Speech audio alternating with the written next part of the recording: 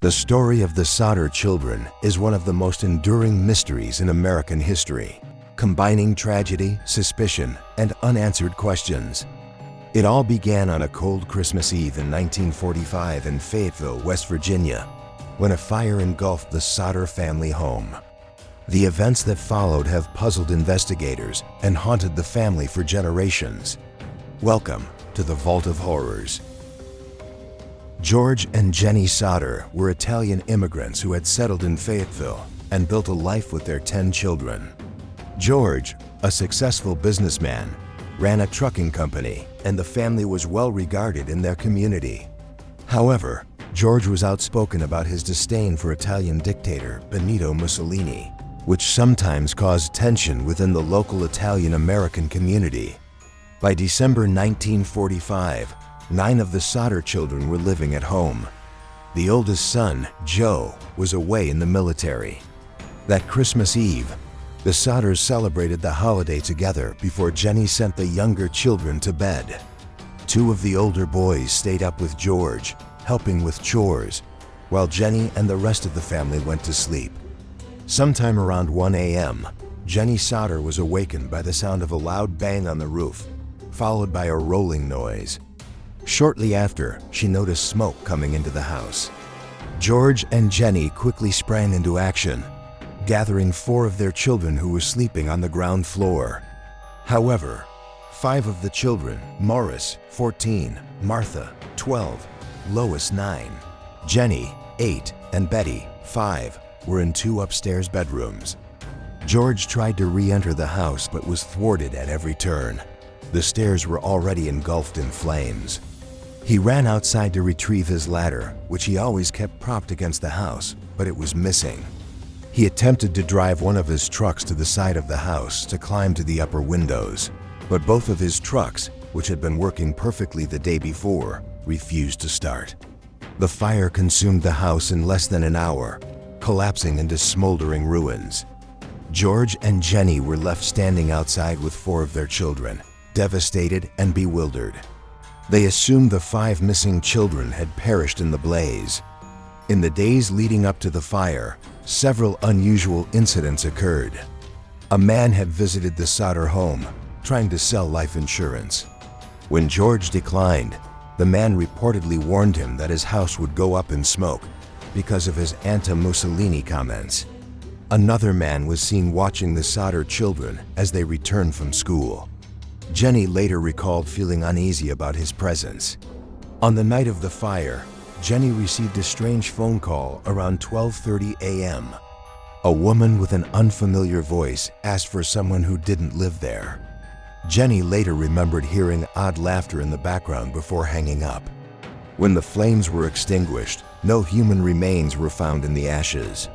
Fire experts initially concluded that the blaze was hot enough to cremate the children entirely, but Jenny Sodder found this explanation hard to believe.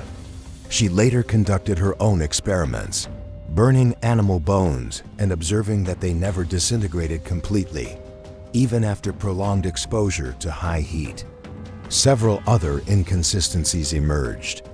The house's phone line, which Jenny thought had burned in the fire, was found to have been cut. The missing ladder was discovered in a ditch far from the house. Neighbors reported seeing a man stealing a block and tackle, a piece of mechanical equipment, from the Sodders' property on the night of the fire. The Sodders began to suspect foul play.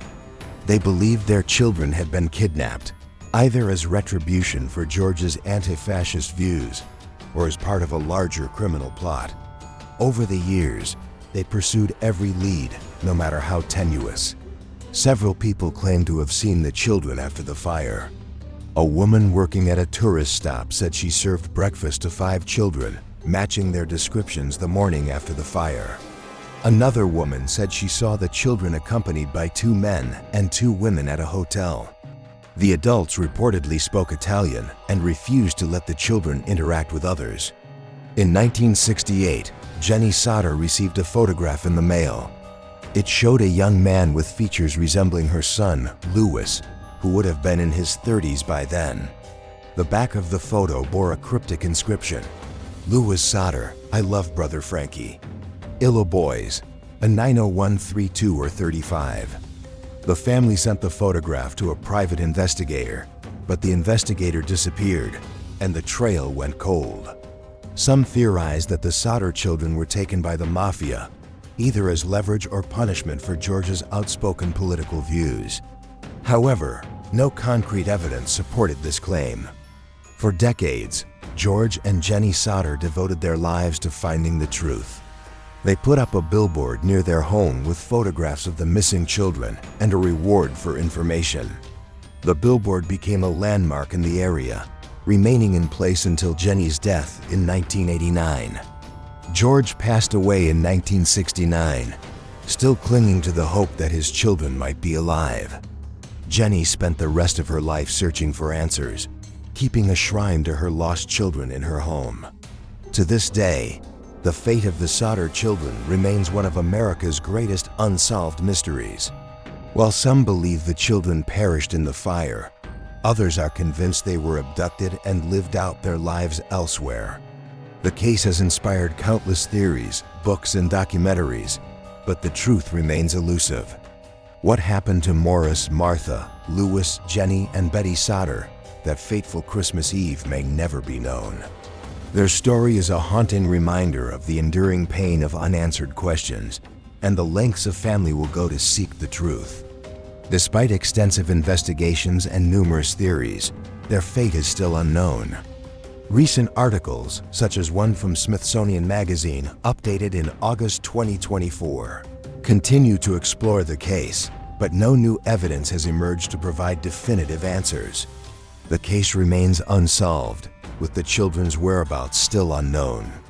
This is The Vault of Horrors. Thanks for watching.